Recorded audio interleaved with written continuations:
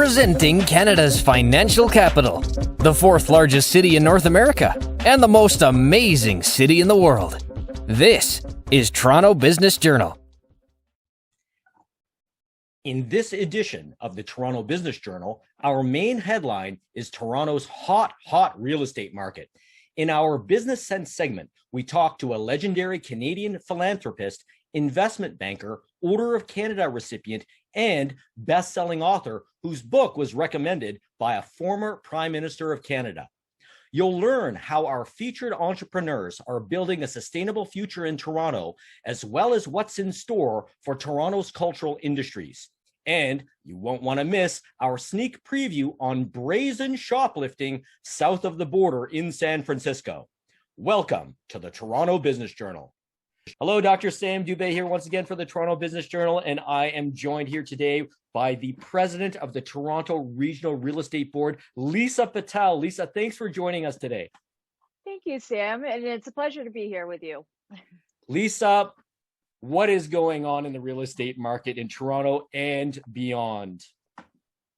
Well, you posed a really good question. And what we've seen in the course of since this pandemic has really taken place. I mean, if I go back to 2020, what we witnessed is there was a halt in the marketplace. But when we walked into 2020, we were already seeing demand. Demand was already there.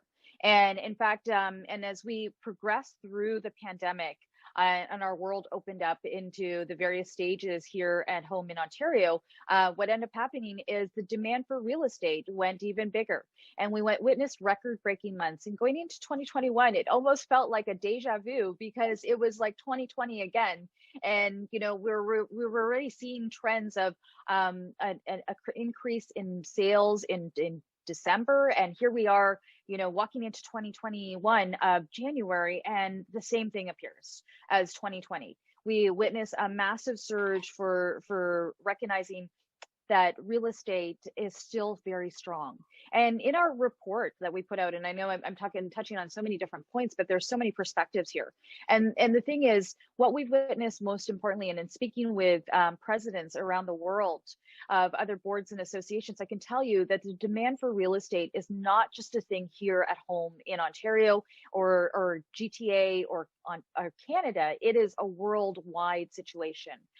People have recognized that lifestyle is important. People have recognized the value of real estate, and it's going to just continue. Lisa, when I purchased this property 15 years ago, I got into a bidding war, and I have to tell you, it was a really stressful weekend. But that seems to be the norm now. So how can prospective home buyers navigate this incredible market, for lack of a better term?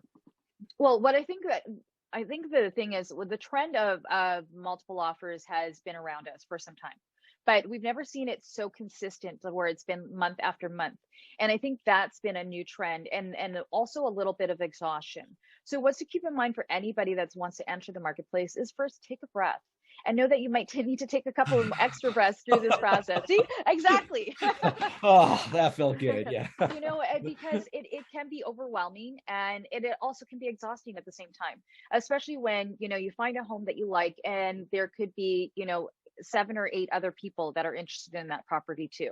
But I would say, use a realtor. Use a realtor, trust your realtor in this process. They've been through this process. They're going to take you through this process, and also trust yourself. Never lose momentum or faith in your own beliefs. Okay, wow. Is there such thing as a win-win? I know you and I spoke briefly before, but in this climate, how can people, make it so that vendors and purchasers, both get along well and that this whole thing works out for both parties? There's a couple of factors. I think mindset always plays a role in our lives, right? It's tuning into our own vibrations. So real estate is also very emotional, and we can never forget that. It's the way that we feel. It's the way that we think. One of the things that the pandemic has brought out than anything else is what is home. You take a house and you make it home. You add maybe those colorful cushions that give you life, paint a wall that gives you life. So everything is vibrationally connected. And to get into that win-win, we have to get ourselves attuned to that win-win. and believing in not only ourselves, but believing in the process and trusting the process and going through the process. Know that you know what, you may not get the first win, but it's coming, and believe that it's coming. Know and trust that it's coming. And that I'm a big good believer in all of these, like more of the, I guess, the levels of consciousness. So taking yourself to that other belief system of like trusting in universal source, and that there's a process to everything. One door closes, another will open. And that door is coming, and maybe that one door didn't open for a reason, and that reason you don't need to know, and that wherever you're going is meant to be, and that you're just, and it's going to be even better. Wow, I could talk to you forever about this. That's really intriguing and wonderful to hear from president of the Toronto Regional Real Estate Board. So mindset having such an important part in dealing with this situation, and in coming out both parties on top. What resources exist out there, especially online, for prospective buyers?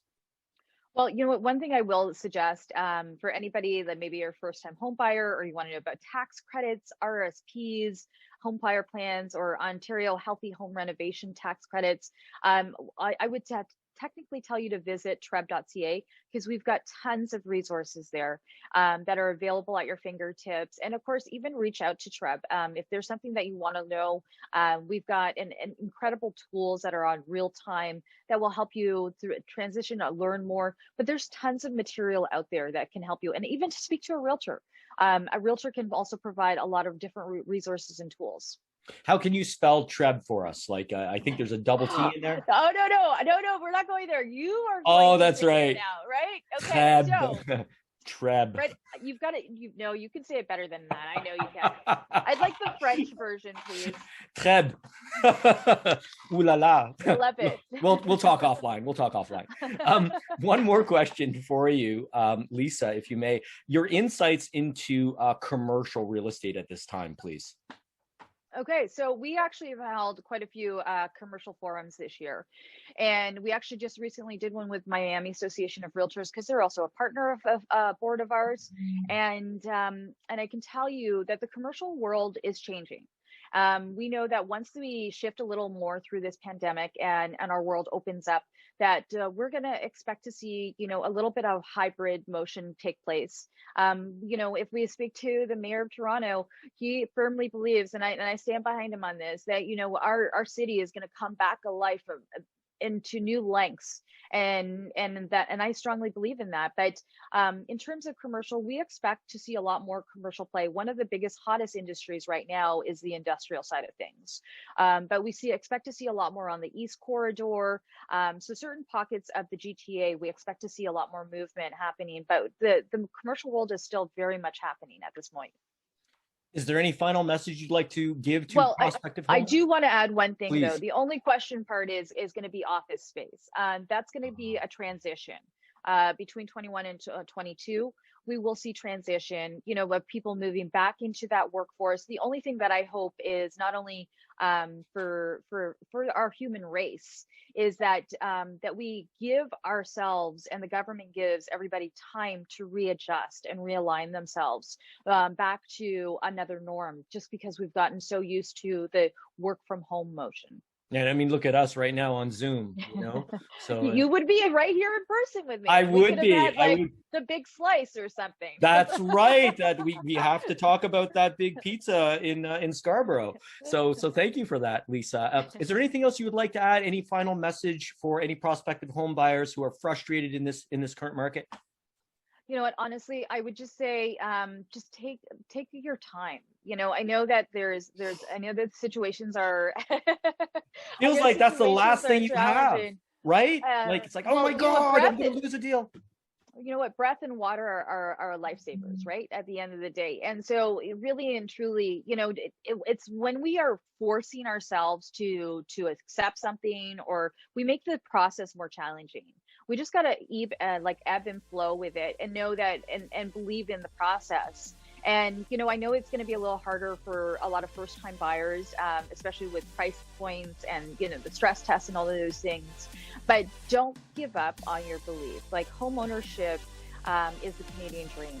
And I strongly believe that, and we've got reports to backdate that. But believe in your dream, and if it's not happening now, don't give up on it. Know that it will happen. That's wonderful. On that note, Lisa, president of the Toronto Regional Real Estate Board, thank you so much for joining us. I'm Sam Dubé on behalf of the Toronto Business Journal. Thanks again, and we'll see you all soon. Thank you so much, Sam. I appreciate it. And good luck to everybody out there. Go. Hello, Dr. Sam Dubé here for the Toronto Business Journal, and I am joined today by a legendary philanthropist and investment banker. It is my great honor to welcome Donald K. Johnson to our show. Don, thank you so much for joining us today. I'm very happy to be here. Now, Don, you are the author of the best-selling book, Lessons from Bay Street, and the subtitle is The Sale Begins When the Customer Says No. You've got so many endorsements and accolades for this book, most notably by former Canadian Prime Minister Paul Martin. John Tory, the mayor of Toronto, has said about your book and yourself, persistence, relationship, and decency. Don Johnson is the living proof that those qualities can produce a successful business leader and a generous citizen. This book tells his story, and every ambitious young Canadian should read it. And this is one of many endorsements by the former Canadian ambassador to the U.S., Frank McKenna, Karen Kane, the legendary ballerina and artistic director for the National Ballet of Canada. I mean, the list goes on and on and on. Insight. So what was your motivation for writing this book? Well, what motivated me to write the book really was not a memoir. It was really to share with the readers lessons that I've learned over my lifetime that I think could benefit the readers and a broad cross-section of potential readers. And I wanted to share with them what I've learned. Okay. I do want to mention to people that one of your great achievements was spearheading tax reform in Canada, where you basically had them pursue a more U.S. model where capital gains was eliminated. Capital gains tax was eliminated on publicly traded securities used as donations to charities. And as a result of that, since 2006, when the last of those capital gains were removed, $1 billion a year on average of gifts in stock have been made to charities in Canada, and that is because of you.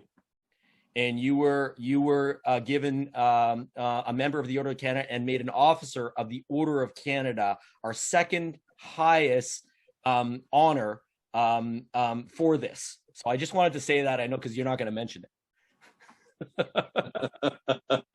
Now, please go ahead. It was one of the most gratifying experiences I've had, because philanthropy is so important.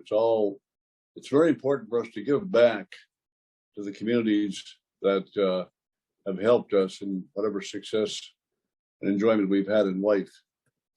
And well, this is it, right? Sorry, go ahead. Yeah. My two favorite expressions are, it's better to give it away with a warm hand than a cold hand. And he who gives while he lives also knows where it goes. Wow. And what's interesting, and the first one, giving away with a warm hand and a cold hand, is one of the title chapters of your book. And there are some other very intriguing titles there as well. You don't tend to associate this kind of philanthropy with an investment banker, Don. Well,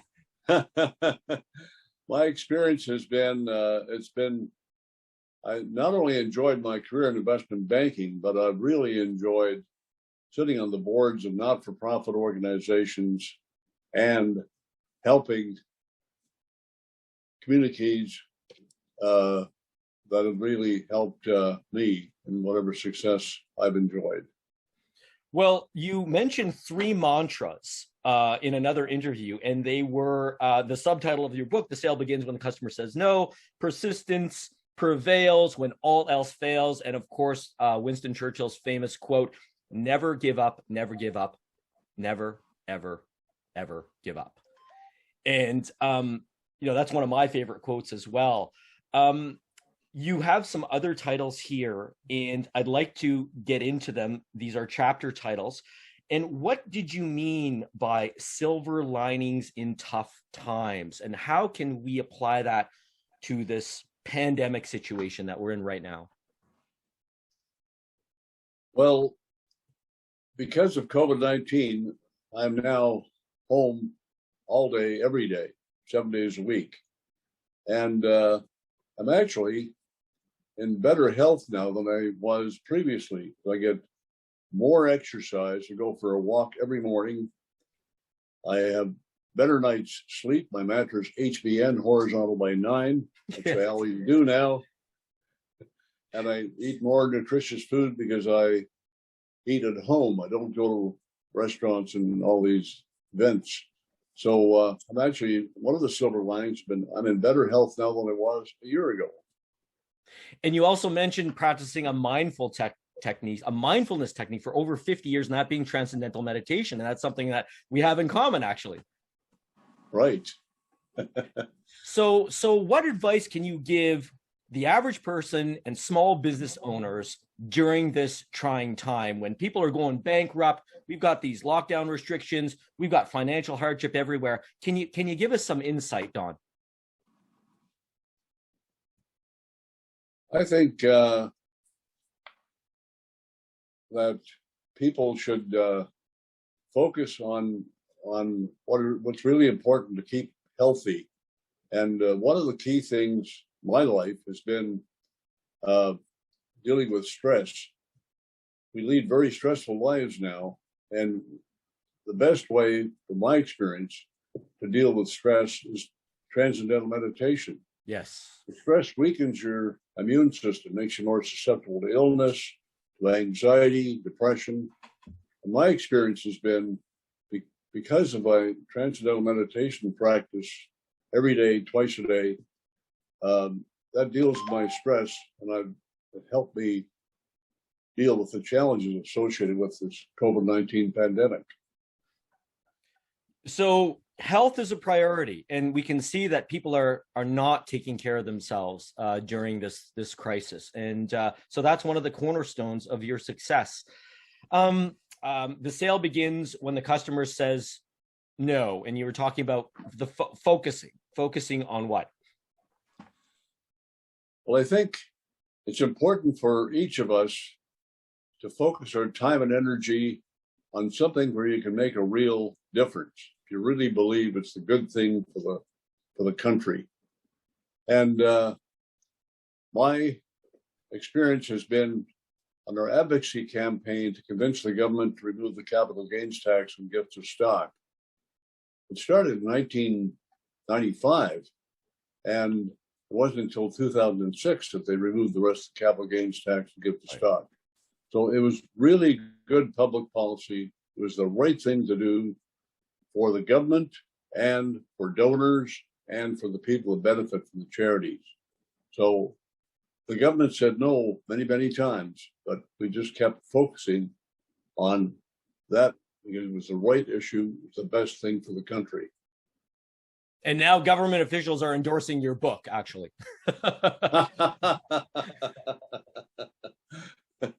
So what? Paul Martin. That's right. Who you had to convince. 1997. That's right. Former Canadian Prime Minister Paul Martin. And he's one of the main endorsers of your work. What other advice can you give business owners during this trying time? And investors, Don? Well, I think one of the key experiences I had in life is the success of a company from an investment perspective is the attributes of the CEO. If the CEO has unquestioned integrity and has a real vision for the future of the company, is a real team builder, and has a strong desire to succeed, those are the attributes that give a company great success. And that's my experience, especially with a company called Go Easy. What company is that, Go Easy? It's a company in the financial services industry, where the CEO, when I attracted the CEO back in the year 2000, the market cap of the company was $10 million. He was CEO for 18 years and now the executive chairman. And the market cap of the company now is $2.4 billion. Wow. Driven by the success of a CEO. I say 3 things are essential choosing a career. Number 1, do what you love to do. Number 2, do what you're really good at. Number 3, do it with people you love to be with, both internally and externally. That takes care of everything. If you don't love what you do, try something else. Fantastic. And of course, doing it with people that you love. I think that's really important. Yeah. You know, like you and me. Yeah, there we go. Yeah, sure. So when do I get paid? Yeah.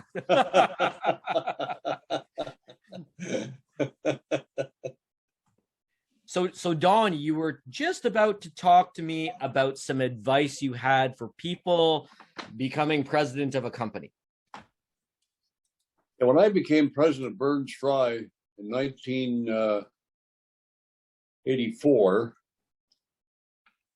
I made a cold call to the co-CEO of Goldman Sachs, that was my role model, John Whitehead. And I met with him in New York, and he gave me some great advice. He divided his time in 3 different areas, roughly 1/3 in each. One is management, one with corporate government clients, and one sitting on the boards of not-for-profit organizations. And his time in each of those 3 areas benefited him in his role in the other 2. Okay. So since then,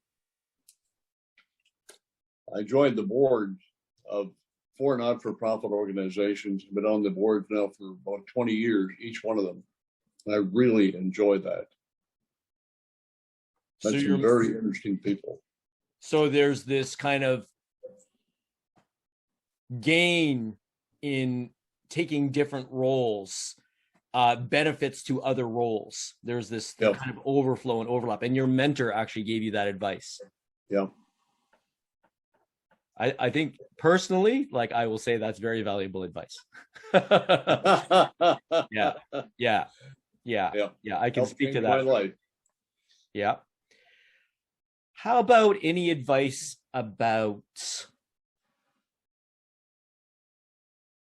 raising capital? My experience in raising capital for companies or investing in companies, you really have to have the confidence that the CEO of the company has all the right attributes to be a successful CEO, and that the company has a board of directors that is really playing an important role in the corporate governance.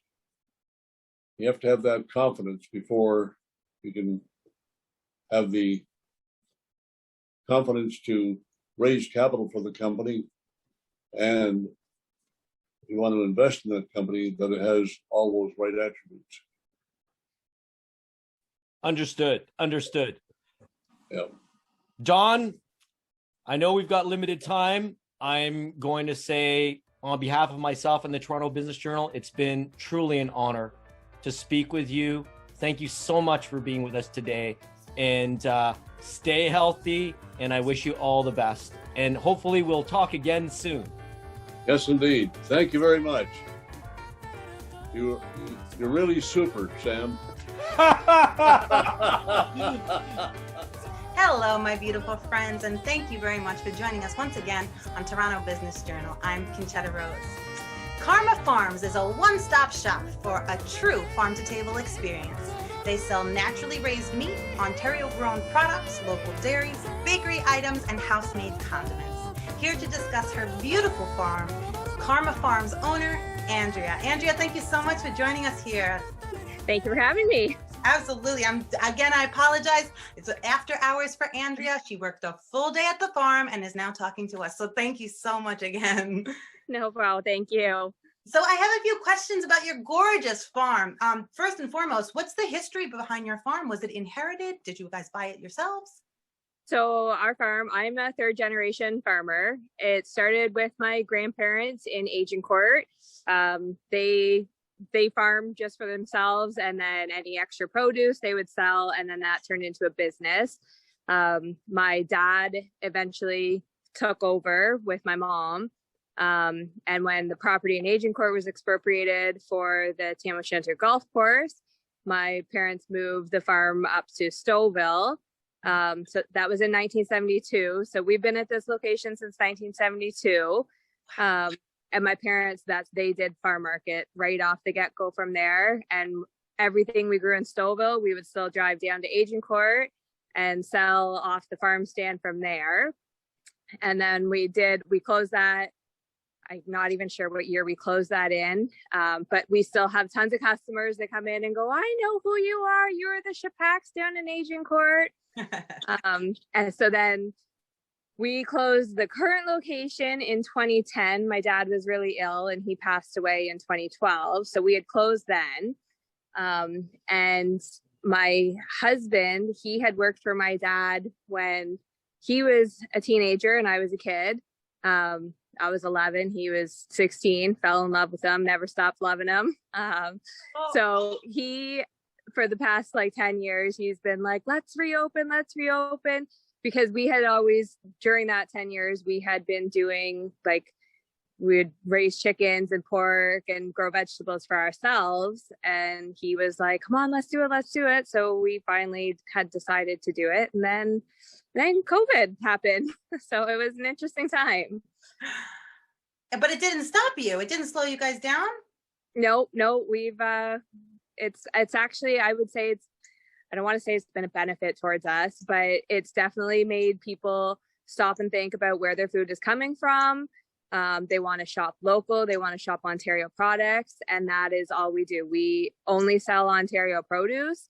It is not all ours. We definitely can't grow it all, but everything is either local or Ontario. And same with all of the products that we sell. The chicken and the pork is all raised by us. It's raised on pasture. So you can come, you can see the animals, you see what they're eating, you see how they are being treated.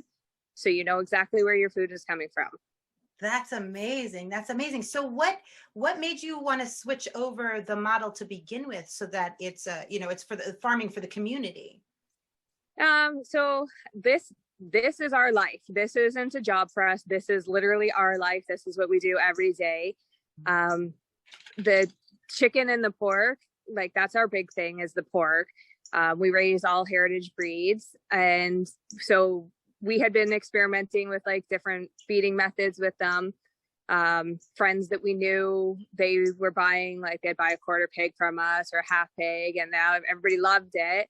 And then we got into, because we also had laying hens so we'd have people stopping to buy our extra eggs. And then we got into bees. And so we got into honey production. So at that point, we were like, hey, we have some pork that we've done. Do you want to try it? And they were like, this is awesome. You have to sell this. So it just it's been a snowball and it keeps getting bigger.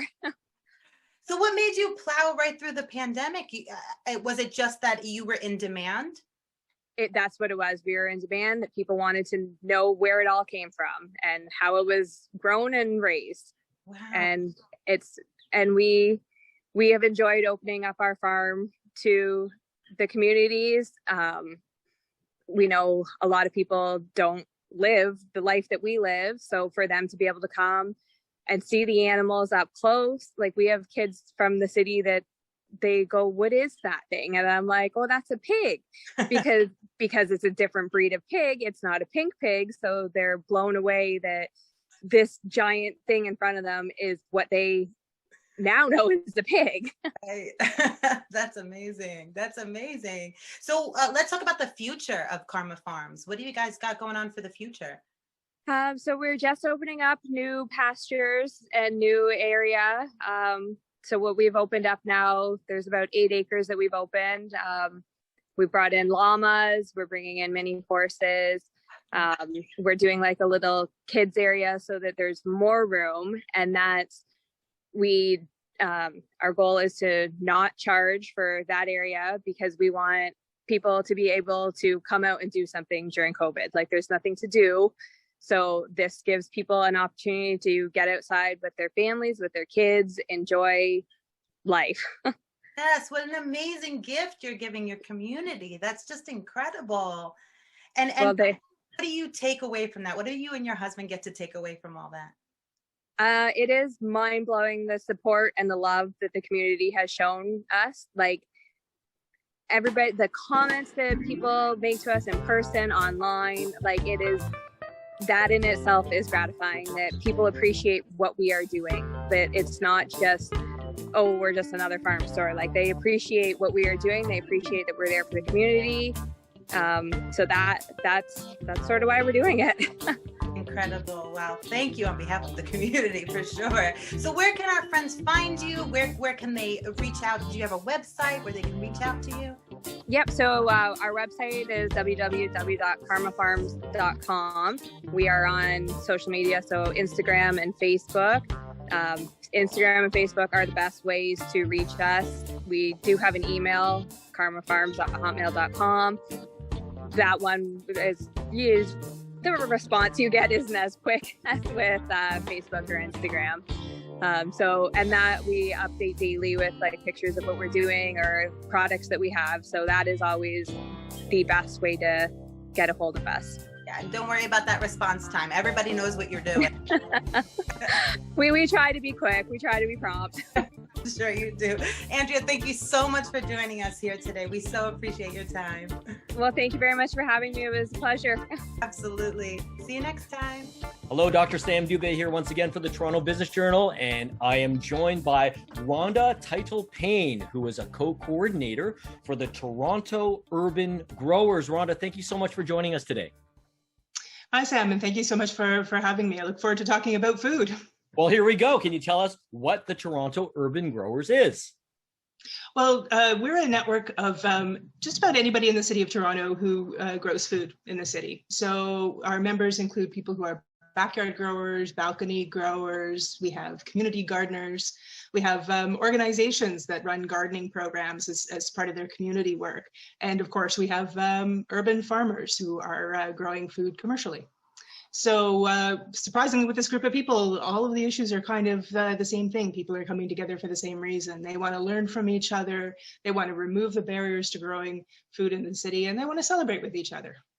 I checked out some of your videos in your website, and there were literally images of growing things in so many different locations, spaces that were not being used, efficient use of space, people sharing the responsibility. It was wonderful to look at. Now, can you explain to us what some of the health and environmental benefits are to growing food in the city? Or growing anything in the city, actually? Growing anything in the city, correct? Well, when you're growing food, I mean, the really obvious thing is that you get really fresh, tasty food for yourself, for your family, to share with your neighbors, to share with your community. So that's one main reason that people do it. But we're also hearing lots of stories from people who are getting access to foods that are kind of familiar to them, either because their families grew them or it's a cultural thing, and they can't necessarily get that food elsewhere in the city, or it's very expensive. So it's important to grow for that reason. I think all of us can now identify, during the pandemic, we all got in touch with nature a little more, and that really helped our mental health. And growers will tell you that as well, that seeing things grow, participating in that process is huge for their physical well-being, for their mental well-being. And what I like to remind people is they think they're doing that for themselves. But if you're growing something on, say, like a front yard or a balcony that other people can see, or even like a right of way on a street somewhere, you're doing that not just for yourself, but other people get to see nature around them, and you get to feel that the clean air and the lower temperatures and so on. So it's really a collective thing. It's a thing that benefits everybody. Absolutely. Well, humans have been involved in agriculture for tens of thousands of years, if possibly not even more. And in addition, we're tribal, right? We're tribal, and I'd like to think somewhat altruistic as well. But definitely during this pandemic, mental health has suffered hugely, hugely. And I know how I feel when I'm gardening, and it's something I need to pick up on for sure. But can you talk a little bit about the economic benefits of growing food in the city? So I think when we're talking about things like climate change, there's a few pieces. I mean, there are economic impacts to climate change from the city's perspective, from businesses' perspective, from people who are growing food. There are a lot of challenges that come from that. And one of the biggest challenges with climate change is specifically people feeling like they don't know how to take action on it. It seems like a big piece. Yeah. So when people get to take a small step, like growing food, or knowing that the business that they're operating is growing food and creating green spaces in the city, then that helps them to take more actions. So, I mean, to get back to the economic point, I think there are some businesses in the city that are thriving farm businesses, and there are some jobs that are created. But the most important impact, I think, for people is the access to training, so that in a city environment, they can learn how to grow food, and then they move on to a larger farm as they can. Training in all kinds of job-related skills. So how to organize a community, how to work with people from very different backgrounds, all of that planning is important. Job training. And then for people who are kind of not very wealthy, the small amount of money that they can make from growing as sort of a part-time job is very important to them. So we see a lot of people in communities who are making extra dollars that make a huge difference to their quality of life. It's not a full-time job, but they are able to supplement their income. In your videos, you mentioned that it's truly an exchange. And, I could see how just talking about it right now, we can see how evident that is. If a business wanted to help out growing food in the city, what can they do?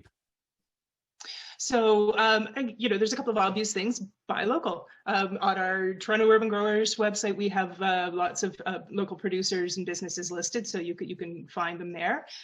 Donating to a community garden, whether it be cash or an in-kind thing, is always a great support. But the really interesting one, I think, that is fairly new, is being able to share your space. So if you're a business that has a bit of a campus out front, or you've got a storefront or something like that, and you want to both do a little bit of beautification and greening, you can offer that space to a gardener, and they can grow food there, as well as pollinator plants, things that are very attractive. So we actually have a program that gives people the tools to do that matching, so that there are questions that they can ask each other to make a successful agreement on how to share that garden. Speaking of agreement, you mentioned earlier, you alluded to challenges, and I'm thinking garden sharing, conflicts, unequal power, all this stuff. So what are some of the challenges involved in growing food in the city? I think in some ways a plus can sometimes create a challenge. So people who are growing food are really innovative, as you noticed, in terms of the kinds of spaces that they're growing in, the kind of food they're growing, the arrangements that they make to get access to the space, how they market it. It's all very creative. And unfortunately, sometimes the policies in the city don't match that. So urban agriculture is new enough that a lot of the policies that are written around land usage and planning don't have any recognition of urban agriculture. They don't know what it is. They don't know where it fits. So what that means is that there are some barriers sometimes to starting up projects, whether it be businesses or even community gardens. And then I guess the other thing I would say is that across a big city like this, whether there's a pandemic or not, getting together with other growers to learn from each other is really important, but it can be really challenging. It takes time, it takes technological knowledge, and not everyone has that. So we try to help break down those barriers by creating opportunities for people to share what they're doing, share what they're learning. So, and people are very generous with that knowledge. They want to share with each other. They want to learn from each other. which is really heartwarming. It's really great to see. Yeah, I think one of the ultimate goals of learning something is learning the ability to teach it and pass it on. You know, yeah, and Yes. make the cycle perpetuate itself. Now, you had mentioned something to me earlier, Urban Agriculture Week in September. It's currently May 2021. So can you talk to that? We decided that one of the ways to increase the awareness of urban agriculture and all the benefits it has for the city is to have first it was one day in September where we get to tell the story of all of the great different kinds of growing that's happening, whether it be businesses or community gardens or balcony gardeners, people who are just passionate about growing food and what that means to the people that they're growing it for. So we started off with one day, but then one day is just not enough to celebrate all the great stuff that's going on. So now it's 9 days, this year, September 11th to 19th. So we're going to have events all across the city. There's a Best in Growtio urban style agriculture contest. So bring your funniest vegetables. And this year we're launching, yep, funniest vegetables, biggest cucumber, you name, like lots of categories you can choose from. Oh, are you doing drug testing? No. No steroid testing. There's no cannabis category this year. Maybe later. Oh, I know. I was referring to a genetic manipulation of fruits and vegetables or drugs, drug testing, like in human athletics. Yes, exactly. No, I know you guys are pretty much all organic. Is that correct? Or does it? Yeah. Yeah. Yeah. Okay. Yeah. More personal question for you. What's one of your proudest moments with regard to the Ontario urban growers? You yourself, Rhonda. I guess, just seeing even in my own neighborhood, how people pick up on the idea. I'm very lucky. I have a house with a front yard. And when I first moved in, it was incredible to just see how more and more people turned their lawns into food growing gardens, and all the conversations that came up, that suddenly I got to know so many more of my neighbors. And I think that's happening at different scales all across the city. Sometimes we hear those stories and sometimes we don't. But what it means to individual community members in a space to connect like that is big. And so now a lot of my neighbors are also growing vegetables and pollinator gardens in their front yards. So we're spreading the green a little. Building community, one step at a time. One plant at a time. One plant at a time. Well said, Rhonda. On that note, your website is torontourbangrowers.org. Is that correct? That's it. Okay, so I encourage people to take a look at that. Rhonda, I'm Sam Dubé on behalf of Toronto Business Journal.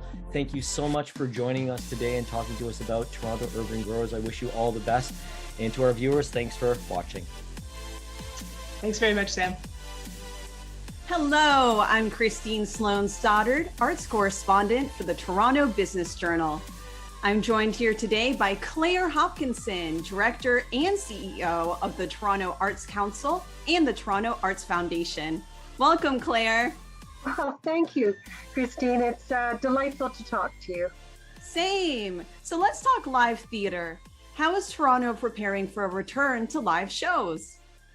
Well, I'll tell you, the theater community is very excited, would be an understatement, is eagerly anticipating a relaxation of the public safety measures so that they can get out and do what they do best, which is entertain the audiences. We have an incredibly diverse, huge theater scene in Toronto, one of the largest in North America. And it's been very, very frustrating for our theater our artists to be sitting on their hands. But not that they actually have only been sitting on their hands, because they've actually pivoted a great deal during this time to do work online and to do some innovative work in what we'd call safe spaces. Wonderful. So what are your organizations doing to assist theater companies, artists, and anyone involved in the art and business of theater? Well, the Toronto Arts Council is the major funder for not-for-profit theatre in Toronto. So, of course, we have been providing support to all of our organizations throughout the pandemic to keep them going. And we've also been working to make sure that the community is fully informed of all the supports that are out there. We also did a major fundraising campaign to help individual theater artists survive the gap between their contracts ending and government programs starting. And so we've been focused on keeping as much as possible the arts ecosystem healthy and poised to jump in. We've also been working with a number of other organizations, including Ryerson University, on a safe reopening guide called Lights On, so that as things open up, our arts organizations can really know what are best practices, so they are ready. We have always provided support to projects, and many organizations have applied for project funding to do work that is outdoors if they can't perform indoors. So we've been trying to be as responsive as we can to allow organizations and artists and theater companies stay in front of their audiences and engage with their donors, and also invest in creative talent and creative material, new plays, new videos, behind the scenes content, which audiences have really loved. I think some of this work is going to continue once the doors open. To be able to hear the playwright talk on your computer before you go to the show, or an actor, that behind the scenes, I think that's really going to be here to stay. Definitely. So what can spectators expect live theater to actually look like in the coming months? Well, the coming months here in Toronto are a bit of a crystal ball gazing exercise. We just heard today that the city is not going to be issuing permits for large events such as Caravana or the CNE until September. So these coming months, I think the city is eager to see the city reopen, but it has to reopen safely. What advice do you have for would-be spectators who might be a little bit hesitant about attending any kind of live show or event? Well, I think the outdoor activities, I think that people can be quite assured, and people can always wear their masks even if they've got their vaccinations.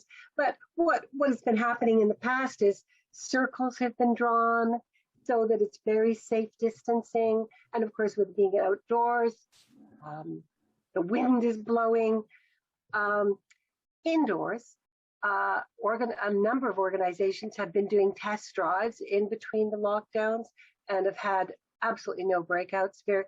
The theater business, as you know, Christine, I mean, so efficient.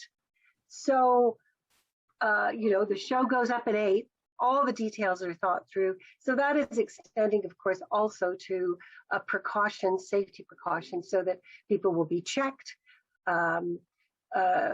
People will register in advance. They'll make sure that there's safe distancing. So all of the kind of best practices which are outlined not only in Toronto, but around the world, as we're looking at other cities and other countries reopening, we're learning what is best practices.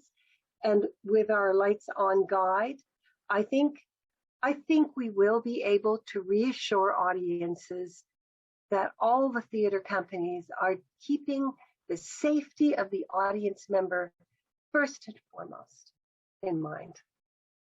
Perfect. So what are you most excited about as live theater makes a comeback? Oh, gosh, from a person who went out 5 nights a week to someone who hasn't, I think just about anything that is going on, I'm going to be thrilled to see personally, whether it's an innovative first time playwright or whether it is more of a classic. I'm just going to eat it up hungrily. I have to say that last summer when we had porch songs on our street, it was like the first time I'd ever gone to the theater. I was like a kid again. I was so emotional to have that experience of these two superb performers doing such wonderful songs and relating with the audience and relating with the children who were at a safe distance and who said what songs they'd like to hear. And it just brought it all back to me when I first started my career as a theater producer, what that magic is. So it's going to be like a kid in a candy store when we're out and able to open. Adorable. I know I feel the same way. Thank you so much, Claire. I appreciate your time. Dear viewers, I'm Christine Sloan Stoddard, arts correspondent for the Toronto Business Journal. Thanks for watching. Hi, Dr. Sam Dubé here once again for the Toronto Business Journal, and we're lucky to have with us today Mallory Mensch, who is a City Hall reporter for San Francisco. Mallory, thank you so much for joining us today. Thank you for having me. Now, you wrote an article recently that appeared in the San Francisco Chronicle where you talked about brazen shoplifting and it being a serious retail problem. What has the impact of this shoplifting been on businesses in San Francisco? Well, shoplifting has definitely been an issue in San Francisco for a number of years, but police say that the incidents have gotten more violent and more brazen during the pandemic, even though more stores have been closed. Walgreens, a major retailer, obviously has shut down 17 stores in the past 5 years in the city. They do still have 53, but other smaller stores deal with this constantly. We've seen videos of cleared out shelves and people in hoodies stuffing bags in broad daylight. And the issue, especially with closing stores, has a big impact on residents who may need to go farther or out of the neighborhood to get the things that they need, especially if they are pharmacies. And some of those pharmacies now are also providing vaccines. So it's a big issue both for retailers and the cost that they incur and for the residents that they serve. So, Mallory, what is driving this phenomenon? What is at the root cause here? There's a number of issues. San Francisco has great economic inequality. There's many people who are homeless because housing is so unaffordable. Some of those people also struggle with substance abuse. So there are some instances of people who may be stealing to support that habit or more crimes of opportunity because of the economic plight that the US and the rest of the world is going through because of the pandemic.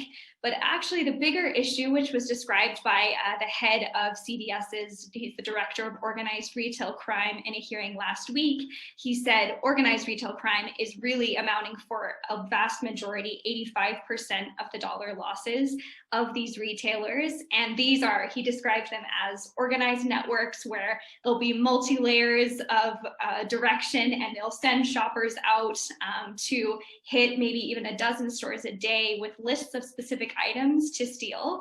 And then they'll send those off, they'll get a cut, and they're often resold online on Amazon or other online marketplaces. And they do find that a lot of the things that are sold around the country actually originate in San Francisco. So that's why he called it an epicenter of organized retail crime.